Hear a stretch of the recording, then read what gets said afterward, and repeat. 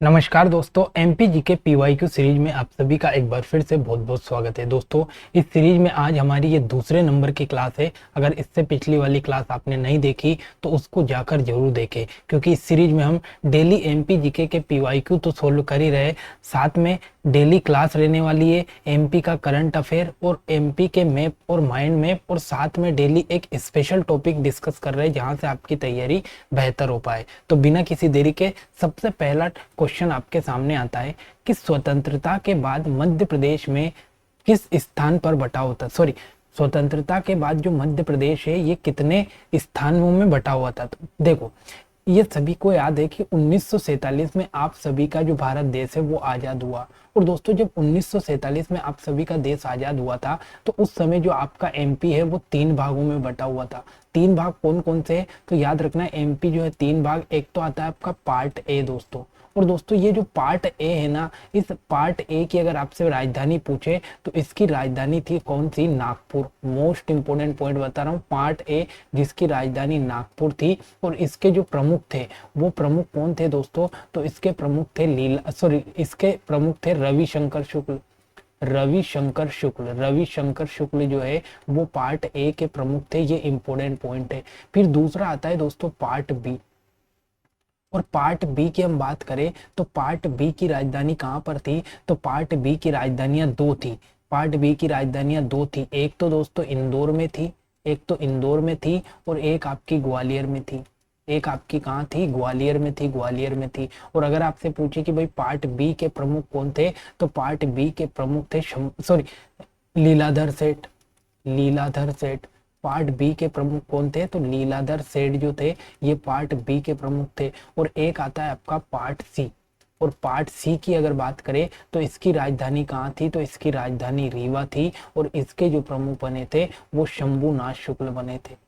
शंभुनाथ शुक्ल जो थे ये पार्ट सी के प्रमुख बने थे। तो यहाँ से कई बार क्वेश्चन बना होता है कि भाई जब स्वतंत्रता मिल गई थी भारत में, उस समय जो मध्य प्रदेश है वो कितने क्षेत्रों में बटा था, तो वो 3 क्षेत्र में बटा था, पार्ट ए बी सी। और इनके प्रमुख और इनकी राजधानी इंपोर्टेंट है। एक और क्वेश्चन ये पूछेगा दोस्तों कि जो आपका मध्य प्रदेश है ना, इस मध्य प्रदेश में भारत की टोटल कितनी रियासतें शामिल थी। तो अगर आपसे पूछे कि भारत की रियासतों में से जो मध्य प्रदेश है, इस मध्य प्रदेश में कितनी रियासतें थी, तो 79 रियासतें आपको इंपोर्टेंट याद रखना है। देखो, मैं जो भी क्वेश्चन लाया हूं पहला तो वो सारे पीवाईक्यू है, मतलब पिछले साल पूछे गए क्वेश्चन है, और दूसरा उनकी जो डिटेल बता रहा हूँ वो सारी डिटेल भी वही है जो एग्जाम में पूछी गई है। तो सारी चीजें आपके लिए इंपोर्टेंट है।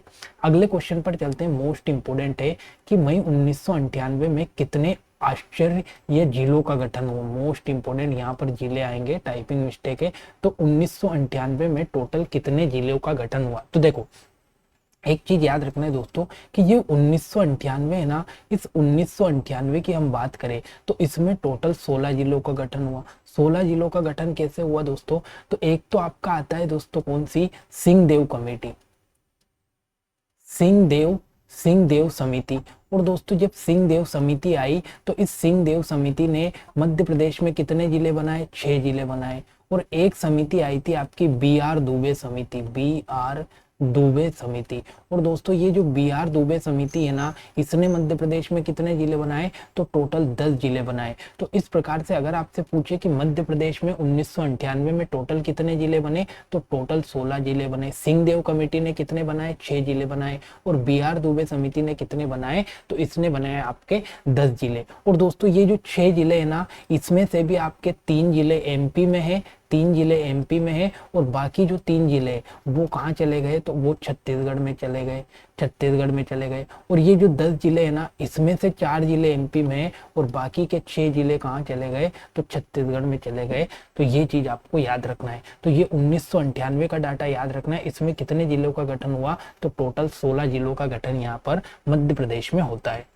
अगले क्वेश्चन पर चलते हैं कि भाई मालवा में किस प्रकार की जलवायु पाई जाती है। मोस्ट इंपोर्टेंट पॉइंट है। देखो, पहली चीज तो ये याद रखना है कि जो मालवा की हम बात करें तो मालवा की बात करने से पहले हम एमपी की बात करते हैं कि भाई मध्य प्रदेश जो है, इस मध्य प्रदेश में किस प्रकार की जलवायु पाई जाती है। तो याद रखना है जो मध्य प्रदेश है, इस मध्य प्रदेश में आपका उष्णकटिबंधीय मानसूनी जलवायु पाई जाती है। उष्णकटिबंधीय मानसूनी जलवायु मध्य प्रदेश में पाई जाती है। और अगर हम बात करें मालवा के पठार की, तो दोस्तों ये मालवा के पठार में भी यहाँ पर उष्णकटिबंधीय मानसूनी जलवायु ही पाई जाती है, क्योंकि ऑप्शन के हिसाब से हम देखें, क्योंकि मालवा के पठार में वैसे तो अगर आपसे पूछे तो सम जलवायु पाई जाती है, सम जलवायु, लेकिन ऑप्शन के हिसाब से देखेंगे तो जो जलवायु एमपी में पाई जाएगी वो मालवा के पठार में भी आएगी, लेकिन ऑप्शन के हिसाब से हम बताएं। लेकिन कई बार आपको मिलेगा कि मालवा के पठार में सम जलवायु पाई जाती है, तो वहां पर आपको थोड़ा ऑप्शन देखना पड़ेगा। अब दोस्तों ये जो मालवा की बात करें ना, इस मालवा की जलवायु को एक चीनी यात्री आया था, चीनी यात्री आया था जिसका नाम है फायान। और दोस्तों ये जो चीनी यात्री फायान आया ना, इसने क्या बोला कि भाई जो मालवा की जलवायु है, ये मालवा की जलवायु तो पूरे विश्व की सर्वश्रेष्ठ जलवायु है, पूरे विश्व की सर्वश्रेष्ठ जलवायु है। तो आपसे कई बार एग्जाम में क्वेश्चन पूछा गया कि पूरे विश्व की सर्वश्रेष्ठ जलवायु किस क्षेत्र को बताया, तो मालवा की जलवायु को बताया। और किसने बताया, तो चीनी यात्री फायान ने बताया। ये मालवा की जलवायु की हम बात कर रहे हैं। अगला इंपॉर्टेंट पॉइंट ये याद रखना है दोस्तों कि जो मालवा की जलवायु है उसको चीनी यात्री फायान ने विश्व की सर्वश्रेष्ठ जलवायु क्यों बताया, क्योंकि यहाँ पर गर्मी में भी जो गर्मी है वो भी नॉर्मल होती है, मतलब ना तो अधिक गर्मी पड़ती है, और जो ठंड होती है या सर्दी होती है वो भी नॉर्मल होती है, मतलब गर्मी में नॉर्मल गर्मी और ठंड में नॉर्मल गर्मी, सॉरी ठंड में नॉर्मल ठंड होती है। तो इसलिए चीनी यात्री फायान ने जो मालवा की जलवायु है इसको विश्व की सर्वश्रेष्ठ जलवायु बताया है। तो मोस्ट इंपोर्टेंट पॉइंट याद रखना है। एक और पॉइंट बता देता हूँ दोस्तों, मालवा, दोस्तों ये जो मालवा की बात करें तो मालवा का जो पठार है, इस मालवा के पठार के बारे में दो तीन चीजें आपको याद रखना है। एक पॉइंट तो मैंने आपको बता दिया कि चीनी यात्री फायान ने इसको विश्व की सर्वश्रेष्ठ जलवायु बताया। दूसरा पॉइंट ये याद रखना है दोस्तों कि मालवा का पठार पूरे मध्य प्रदेश में 28% भाग पर फैला हुआ है और सबसे बड़ा क्षेत्र है। अगर आपसे पूछे कि मध्य प्रदेश का सबसे बड़ा पठार कौन सा है, तो मालवा का पठार है जो कि 28% भाग पर फैला हुआ है। दूसरी इंपॉर्टेंट चीज इसके बारे में याद रखना है कि यहाँ पर काली मिट्टी पाई जाती है। मालवा के पठार में कैसी मिट्टी पाई जाती है, तो काली मिट्टी पाई जाती है। तीसरा इंपॉर्टेंट पॉइंट आपको ये याद रखना है दोस्तों कि मालवा के पठार को गेहूं की डलिया का पठार कहा जाता है। गेहूं की डलिया कहा जाता है। गेहूं की डलिया क्यों कहा जाता है, क्योंकि यहाँ पर सबसे ज्यादा गेहूं का उत्पादन होता है। तो इतने पॉइंट आपको इंपॉर्टेंट याद रखना है, सारे के सारे एग्जाम में पूछे गए। अगले क्वेश्चन पर हम आते हैं कि चंबल नदी कहाँ से निकलती है। मोस्ट इंपोर्टेंट पॉइंट है। देखो अगर आपसे पूछे कि चंबल नदी का उद्गम कहाँ से हुआ, तो महू की जानापाव पहाड़ी से चंबल नदी का उद्गम होता है। पहली इंपॉर्टेंट चीज तो आपको ये याद रखना है कि भाई जो चंबल नदी है, इस चंबल नदी का उद्गम कहाँ से हुआ, तो इसका उद्गम हुआ महू की जानापाव पहाड़ी से। फिर आपसे पूछेगा कि भाई चंबल नदी का समापन कहाँ से हुआ, तो याद रखना है दोस्तों इसका जो समापन है ये यमुना नदी, यमुना नदी, और यमुना नदी में भी कहाँ पर, तो यमुना नदी में इटावा, और इटावा कहाँ आता है, तो यूपी में आता है। यूपी में जाकर चंबल नदी का समापन होता है। अब दो तीन चीजें देखो, मान लो मैंने देखा कि यहाँ से आपकी एमपी से चंबल नदी निकल रही है, और एमपी से निकलने के बाद में दोस्तों ये कहाँ पर पहुंचेगी, तो ये राजस्थान में पहुंचेगी। राजस्थान में पहुंचने के बाद में एक बार फिर से एमपी में आएगी, और फिर आखिरी में जाकर ये यूपी के इटावा के निकट चंबल नदी में, सॉरी यूपी के इटावा के निकट यमुना नदी में मिल जाएगी। तो अगर आपसे पूछे कि भाई चंबल नदी कितने राज्यों से होकर गुजर रही है, तो चंबल नदी 3 राज्य से होकर गुजरती है। एक तो आपका मध्य प्रदेश, एक आपका राजस्थान, और एक आपका यूपी। फिर मोस्ट इंपोर्टेंट है कि भाई इसकी लंबाई कितनी है, तो इसकी लंबाई इंपोर्टेंट है, एग्जाम में पूछी गई है। 965 किलोमीटर आपके चंबल नदी की लंबाई आपको याद रखना है। देखो जितने भी पॉइंट मैं आपको बता रहा हूँ ना दोस्तों, सारे के सारे आपके इंपोर्टेंट है, ये आपको याद रखना है।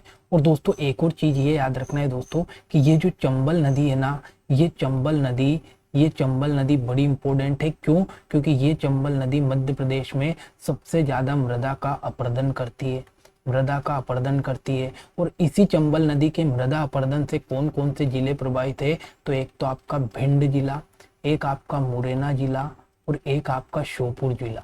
ये 3 जिले ऐसे दोस्तों, इस 3 जिले में ये चंबल नदी सबसे ज्यादा मृदा का अपरदन करती है। तो ये सारे के सारे पॉइंट चंबल नदी से आपको इंपोर्टेंट याद रखने आपके एग्जाम के लिए जरूरी है।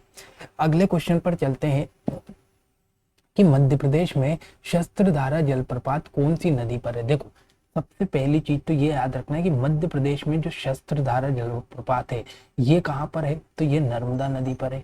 दूसरी इंपॉर्टेंट चीज आपको याद रखना है दोस्तों कि शस्त्रधारा जलप्रपात नर्मदा नदी पर है और कौन से शहर में है, तो महेश्वर में है। कहाँ पर है, महेश्वर में। तो महेश्वर में ये शस्त्रधारा जलप्रपात है और कौन सी नदी पर है, चंबल नदी पर, और सॉरी नर्मदा नदी पर। और दोस्तों ये जो नर्मदा नदी पर है इस पर एक और जलप्रपात याद रखना, मांदता। और मांदता जलप्रपात कहाँ पर आता है, तो ये खंडवा जिले में आता है, खंडवा जिले में। एक जलप्रपात और याद रखना है दोस्तों, धुआंधार, धुआंधार जलप्रपात।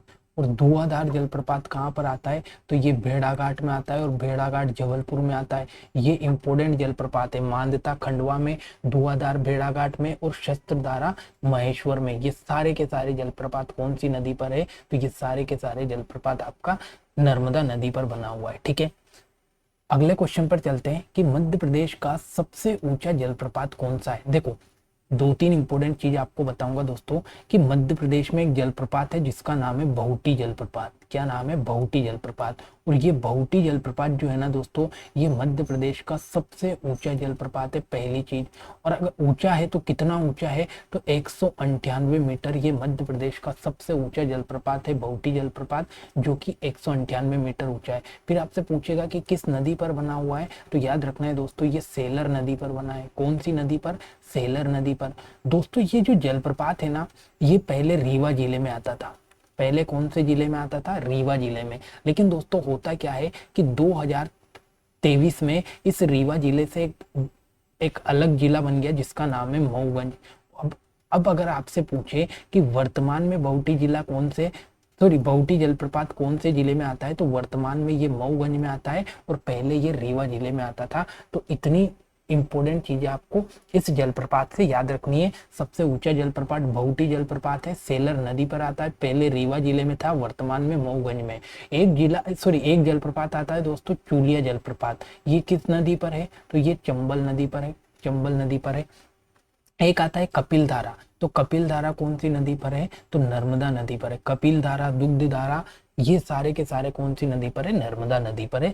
तो इतनी चीजें आपको याद रखनी है। अगला, मध्य प्रदेश में कितने प्रतिशत भाग में जलोढ़ मिट्टी पाई जाती है, मोस्ट इंपोर्टेंट पॉइंट आपको याद रखना है।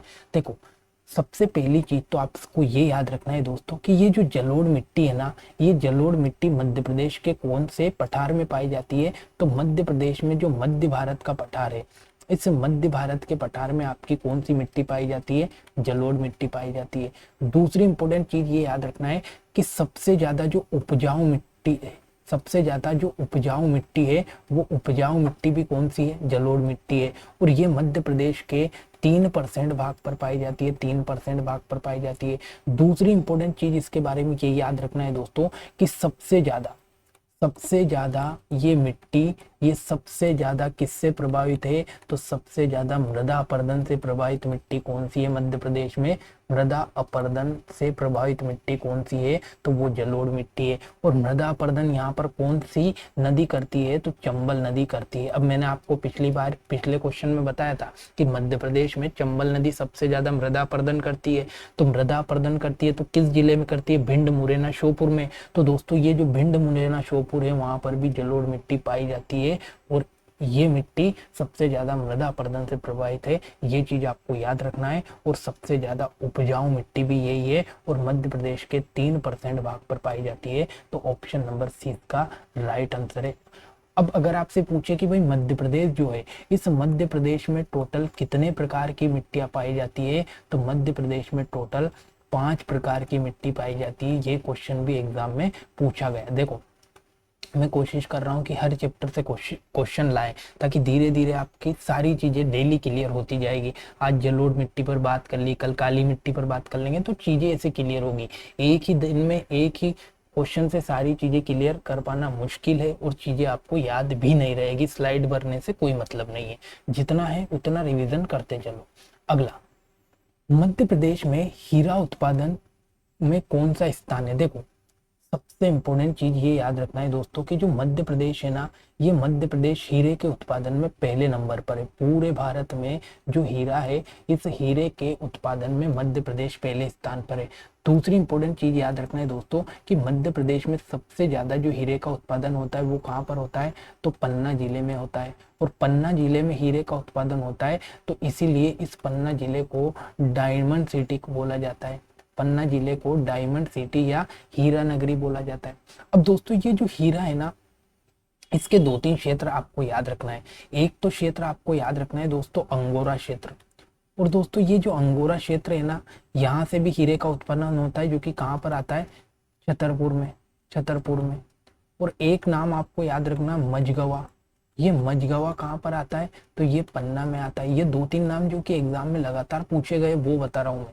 तो अंगोरा छतरपुर में और मझगवा पन्ना में, यहाँ से हीरे का उत्पादन होता है।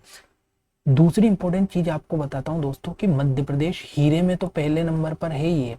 हीरे के अलावा दोस्तों ये मैग्नीज, मैग्नीज में भी पहले नंबर पर है। उसके बाद में ये तांबा, तांबा पर भी पहले स्थान पर है। तो ये दो तीन नाम आपको याद रखना है। तो मैग्नीज हो गया, एक हीरा हो गया और एक तांबा हो गया। मैग्नीज की बात करें ना दोस्तों, तो मैग्नीज के लिए मध्य प्रदेश में एक खदान है जिसका नाम है भारवेली। और दोस्तों ये भारवेली खदान कहाँ पर है, तो ये बालाघाट में है। तो अगर आपसे पूछे कि मध्य प्रदेश में मैग्नीज के लिए फेमस खदान कौन सी है, भारवेली खदान कहाँ पर आती है, बालाघाट में। और तांबा के लिए एक प्रसिद्ध खदान है जिसका नाम है मलाजखंड। और मलाजखंड खदान भी कहाँ पर आती है दोस्तों, तो ये भी बालाघाट में आती है। तो कितनी इंपॉर्टेंट चीज है, बालाघाट में दो खदानें हैं जो कि विश्व प्रसिद्ध है। भारवेली भी बालाघाट में, मलाजखंड भी बालाघाट में। और दोनों खदानें किसके लिए, मैग्नीज और तांबा के लिए। और हीरा, मैग्नीज और तांबा में मध्य प्रदेश कितने स्थान पर है, पहले स्थान पर है। दोस्तों एक और इम्पोर्टेंट यहाँ पर आता है, एक आती है आपकी स्लेट। तो स्लेट का कारखाना या स्लेट का सबसे ज्यादा उत्पादन कहाँ पर होता है, ये भी आपको याद रखना है। तो जो मंदसौर है ना, ये मंदसौर में स्लेट का उत्पादन या सबसे ज्यादा होता है। स्लेट का उत्पादन सबसे ज्यादा कहाँ होता है, मंदसौर में होता है। तो ये भी खनिज वाला क्वेश्चन जो कि एग्जाम में पूछा गया है वो आपको क्लियर करवा दिया। अगला, मध्य प्रदेश का पहला सौर ऊर्जा आधारित गांव कौन सा है। देखो दो तीन चीजें आपको यहाँ से करवाऊंगा। पहली चीज तो आपको ये याद रखना है कि मध्य प्रदेश में जो सौर ऊर्जा आधारित गांव है, वो सौर ऊर्जा आधारित गांव कौन सा है, कस्तूरबा गांव है। और कस्तूरबा गांव कहाँ आता है दोस्तों, इंदौर में आता है। पहली इंपॉर्टेंट चीज तो ये याद रखना है कि सौर ऊर्जा आधारित पहला गांव कौन सा है, तो वो कस्तूरबा गांव है। फिर अगर आपसे पूछे कि मध्य प्रदेश में सौर ऊर्जा आधारित पहला हवाई अड्डा कौन सा है, सौर ऊर्जा से आधारित पहला हवाई अड्डा कौन सा है, तो याद रखना है दोस्तों ये देवी अहिल्याबाई होलकर हवाई अड्डा जो है, देवी अहिल्याबाई हवाई अड्डा जो है, ये हवाई अड्डा कहाँ पर आता है, इंदौर में आता है, इंदौर में आता है। ये सौर ऊर्जा से चलित पहला हवाई अड्डा आपको याद रखना है। फिर अगर आपसे पूछे कि तैरता हुआ, सौर ऊर्जा में तैरता हुआ प्लांट कहाँ पर लगाया, तैरता हुआ सौर ऊर्जा प्लांट या संयंत्र कहाँ पर लगाया गया, तो ये खंडवा में लगाया गया, खंडवा में लगाया गया। ये भी चीज आपको याद रखना है। फिर अगर आपसे पूछे कि सौर ऊर्जा से गर्म पानी करने का, सौर ऊर्जा से गर्म पानी करने का सबसे बड़ा संयंत्र कहाँ पर लगाया गया, तो ये भोपाल डेयरी प्लांट में लगाया गया। कहाँ लगाया गया, भोपाल जो डेयरी प्लांट है, ये डेयरी प्लांट में लगाया गया। तो यहाँ पर सौर ऊर्जा से गर्म पानी किया जा रहा है और इसका सबसे बड़ा संयंत्र स्थापित किया गया। तो ये सौर ऊर्जा से इतने इंपॉर्टेंट क्वेश्चन आपको याद रखना है जो आपके एग्जाम में लगातार क्वेश्चन बनते ही है। ठीक है, यहाँ पर ऊर्जा की बात आई दोस्तों, तो ऊर्जा से एक और इम्पोर्टेंट क्वेश्चन आपसे पूछ सकता है कि मध्य प्रदेश में जो पवन चक्की है, ये पवन चक्की पहली बार कहाँ पर स्थापित की गई, पवन चक्की जो है, ये पवन चक्की पहली बार कहाँ पर स्थापित की गई, तो याद रखना है दोस्तों जो देवास है ना, इस देवास का एक स्थान आता है जाम गोदरानी, जाम गोदरानी। इस जाम गोदरानी में मध्य प्रदेश में पहली बार पवन चक्कियां लगाई गई थी। तो ये इंपॉर्टेंट पॉइंट आपके एग्जाम के लिए है। अगला, सांची स्तूप के चित्र किस लिपि में, देखो दो तीन इंपॉर्टेंट चीज आपको याद रखना है। पहली चीज तो ये याद रखना है दोस्तों कि जो सांची स्तूप है, ये सांची स्तूप किस जिले में आता है, तो सांची स्तूप रायसेन जिले में आता है, रायसेन जिले में आता है। दूसरी इंपॉर्टेंट चीज ये याद रखना है कि सांची स्तूप का निर्माण किसके द्वारा कराया गया, अशोक के द्वारा, अशोक के द्वारा इसका निर्माण करवाया गया, अशोक के द्वारा, जो कि मौर्य वंश का शासक था, अशोक ने इसका निर्माण किया। लेकिन अगर आपसे पूछे कि भाई इसकी खोज किसके द्वारा की गई, तो याद रखना है एक व्यक्ति था जिसका नाम है जेम्स टेलर। जेम्स टेलर साहब जो है, ये जेम्स टेलर ने इसकी खोज की है। फिर अगर आपसे पूछे कि भाई इसमें लिपि किस प्रकार की है, तो इसमें ब्राह्मी लिपि का यूज किया गया, ब्राह्मी लिपि का यूज किया गया। मोस्ट इंपोर्टेंट आपको याद रखना है। तो सांची स्तूप जो कि मध्य प्रदेश में आता है, इसका निर्माण अशोक ने करवाया था, इसकी खोज जेम्स टेलर ने की, और इसमें जो लिपि का यूज किया गया वो ब्राह्मी लिपि का यूज किया गया। ये चीज आपको याद रखना है, ठीक है। अगला, हल्बा जनजाति मुख्यतः निवास करती है। मोस्ट इंपोर्टेंट पॉइंट है कि हल्बा जनजाति कहाँ पर निवास करती है, तो याद रखना है, सीधा सीधा क्वेश्चन है। ये जो हल्बा जनजाति है ना दोस्तों, ये कहाँ पर, तो बालाघाट में निवास करती है, बालाघाट में। बालाघाट से 2-3 क्वेश्चन बनेंगे। एक तो सबसे ज्यादा लिंग अनुपात किस जिले में है, तो सबसे ज्यादा जो लिंग अनुपात है वो लिंग अनुपात वाला जिला भी कौन सा है, तो बालाघाट है। दूसरा इंपॉर्टेंट चीज आपको याद रखना है कि ये जो बालाघाट है ना दोस्तों, ये 2 राज्यों से आपकी सीमा बनाता है। 2 राज्यों से सीमा मतलब एक तो आपका ये छत्तीसगढ़ से भी सीमा बनाता है, और एक आपका महाराष्ट्र से भी सीमा बनाता है। तो इसकी जो सीमा है वो बाउंड्री 2 राज्यों से लगती है, छत्तीसगढ़ और महाराष्ट्र से। और दोस्तों ये जो बालाघाट है ना, इसमें तांबा और मैग्नीज की मैंने आपको खदानें अभी बताई थी पिछले क्वेश्चन में, तो ये फेमस खदानें यहाँ पर पाई जाती है।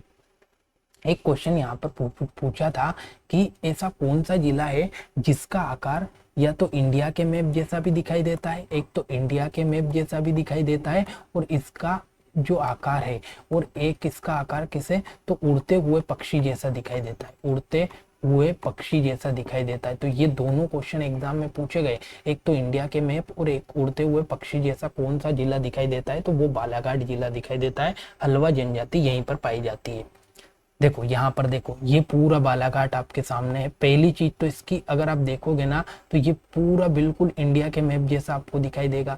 और एक अगर आप देखोगे तो जैसे पक्षी अपने पूरे ये पंख फैलाए रहते हैं ना, ऐसा भी दिखाई देता है। तो ये जो बालाघाट जिला है, ये इधर तो छत्तीसगढ़ से भी लग रहा है और इधर महाराष्ट्र से भी लग रहा है, तो 2 जगह से इसकी सीमा बनाती है। और मैंने आपको पिछले कल की क्लास में बताया था कि 6 टोटल मध्य प्रदेश में ऐसे जिले हैं जो 2 राज्यों से लगते हैं। तो मध्य प्रदेश में 2 राज्यों से लगने वाले जिले कितने हैं, तो 6 जिले हैं। इनकी संख्या आपको याद रखनी है, ठीक है।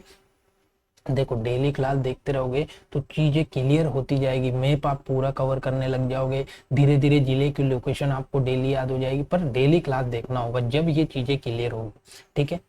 आगे बढ़ते हैं। मध्य प्रदेश का सबसे ज्यादा पुरुष साक्षर वाला जिला कौन सा है, यहाँ से इंपॉर्टेंट क्वेश्चन है। 2-3 तरीके से क्वेश्चन बनेगा।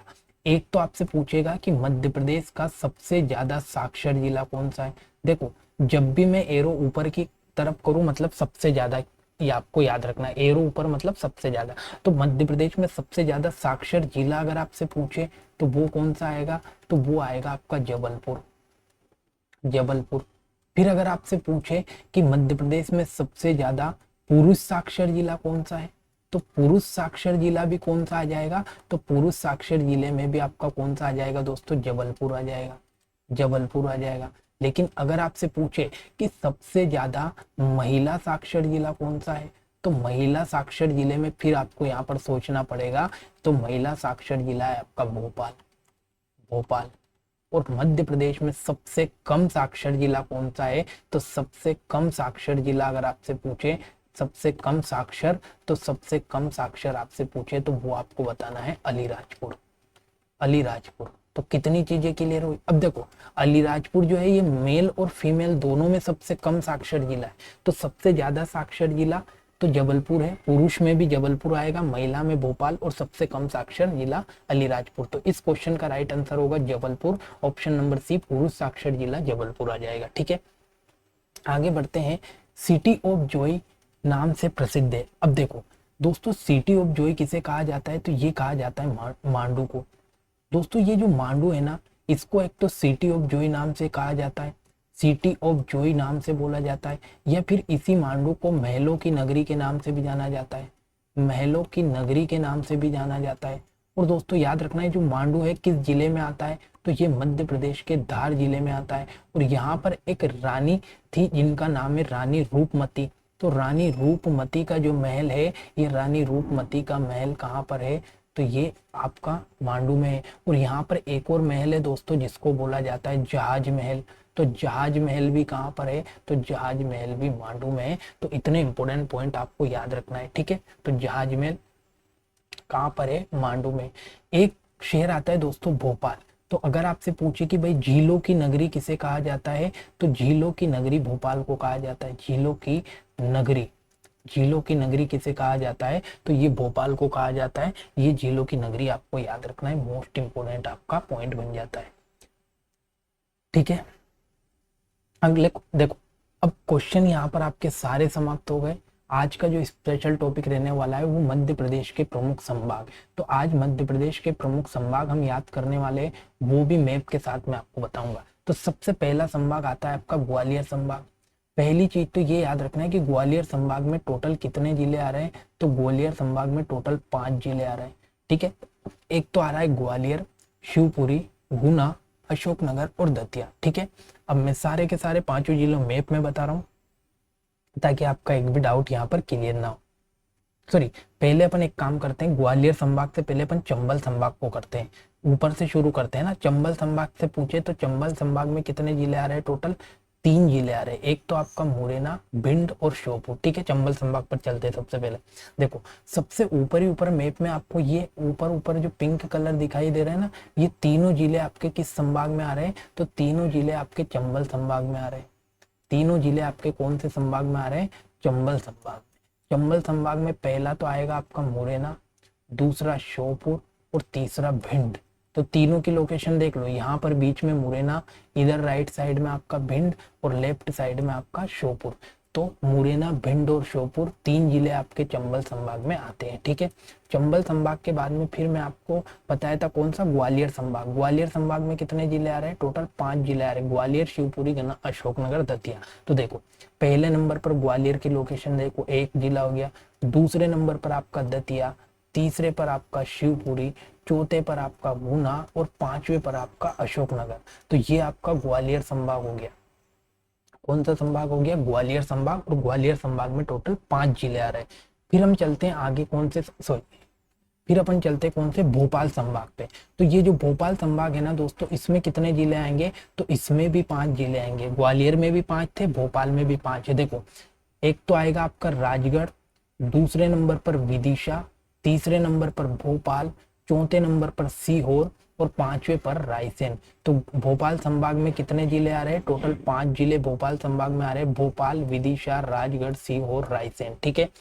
फिर आगे चलते हैं, अगले संभाग पर चलते हैं। तो अगला संभाग अपन कौन सा लेते हैं, उसी के पास में इंदौर, सॉरी, उज्जैन संभाग ले लेते हैं। उज्जैन संभाग में कितने जिले आते हैं दोस्तों, तो उज्जैन संभाग में उज्जैन, देवास, शाजापुर, आगरमालवा, रतलाम, मंदसौर और नीमच। तो टोटल 7 जिले आपके उज्जैन संभाग में आते हैं। देखो मैप में लोकेशन देखो, सबसे पहले आपका नीमच पहले नंबर पर, दूसरा आपका मंदसौर, तीसरे पर रतलाम, चौथे पर उज्जैन, 5वें पर आगरमालवा, छठे पर शाजापुर और 7वें पर देवास। तो टोटल उज्जैन संभाग में कितने जिले आ रहे हैं, तो 7 जिले आपके उज्जैन संभाग में आते हैं। फिर बात करते हैं अपन कौन से संभाग की, तो उज्जैन के पास में इंदौर संभाग ले लेते हैं। इंदौर संभाग में कितने जिले आते हैं, तो इंदौर संभाग में टोटल 8 जिले आते हैं, 8 जिले। और दोस्तों सबसे ज्यादा जनसंख्या वाला जिला भी कौन सा है, तो सबसे ज्यादा जनसंख्या वाला जिला भी आपका इंदौर, सॉरी, सबसे ज्यादा जनसंख्या वाला संभाग कौन सा है, इंदौर संभाग है। देखो इंदौर संभाग पहले पर यहाँ पर आता है आपका झाबुआ, दूसरे पर अलीराजपुर, तीसरे पर धार, चौथे पर बड़वानी, 5वें पर इंदौर, छठे पर आपका खरगोन, 7वें पर खंडवा और 8वें पर बुरहानपुर। तो टोटल इंदौर संभाग में कितने जिले आ रहे हैं, तो इंदौर संभाग में आपके 8 जिले आ रहे हैं। और सबसे ज्यादा जनसंख्या वाला संभाग कौन सा है, आपका इंदौर संभाग है। फिर से आ गया, फिर आता है दोस्तों आपका, फिर कौन सा लेते हैं, नर्मदापुरम संभाग। नर्मदापुरम संभाग में कितने जिले आ रहे हैं, तो 3 जिले आ रहे हैं। देखो लोकेशन, ये आपका नर्मदापुरम। दोस्तों ये जो होशंगाबाद संभाग है ना, इसी होशंगाबाद संभाग का नया नाम कर दिया नर्मदापुरम। और होशंगाबाद जिले का नाम भी नर्मदापुरम कर दिया। तो इसमें 3 जिले आते हैं, पहला होशंगाबाद, हरदा और तीसरा बैतूल। तो होशंगाबाद, हरदा और बैतूल ये नर्मदापुरम में आने वाले 3 जिले हैं, ये आपको याद रखना है। फिर अगले संभाग पर हम चलते हैं जबलपुर संभाग पर। और जबलपुर संभाग में टोटल जिले कितने आ रहे हैं दोस्तों, तो टोटल 9 जिले आ रहे हैं। और क्षेत्रफल में सबसे बड़ा संभाग कौन सा है, तो क्षेत्रफल में सबसे बड़ा संभाग आपका जबलपुर संभाग है। देखो यहाँ पर बताता हूँ, देखो पहला तो इसमें नरसिंहपुर, दूसरे पर छिंदवाड़ा, तीसरे पर पादुना, चौथे पर सिवनी, पांचवे पर जबलपुर, छठे पर बालाघाट, सातवें पर मंडला, आठवें पर डिंडोरी और 9वें पर कटनी। तो जबलपुर संभाग में टोटल कितने जिले आ रहे हैं, तो टोटल 9 जिले आ रहे हैं। और क्षेत्रफल में सबसे बड़ा संभाग आपका कौन सा है, जबलपुर संभाग है। ठीक है, फिर अपन चलते हैं दोस्तों सागर संभाग पर। तो सागर संभाग में कितने जिले आते हैं, तो सागर संभाग में टोटल 6 जिले आते हैं।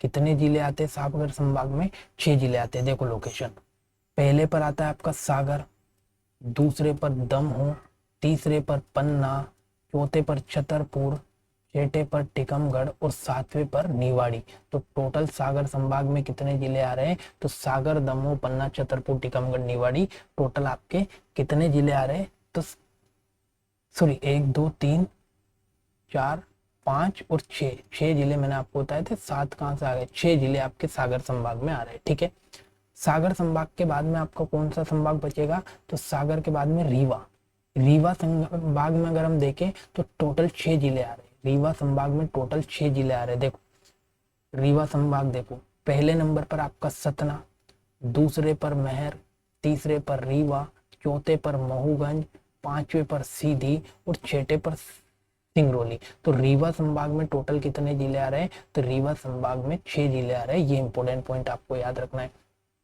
रीवा के बाद में आपका शहडोल संभाग आता है, इसमें कितने जिले आते हैं, 3 जिले आते हैं। और सबसे कम क्षेत्रफल वाला जिला भी कौन सा है, तो सबसे कम क्षेत्रफल वाला जिला भी आपका शहडोल संभाग है। देखो एक तो शहडोल आएगा इसमें, एक उमरिया आएगा इसमें और एक आपका अनूपपुर आएगा। तो शहडोल संभाग सबसे छोटा संभाग है एमपी का और इसका गठन 2014 में किया गया और मात्र 3 जिले इसके अंतर्गत आते हैं।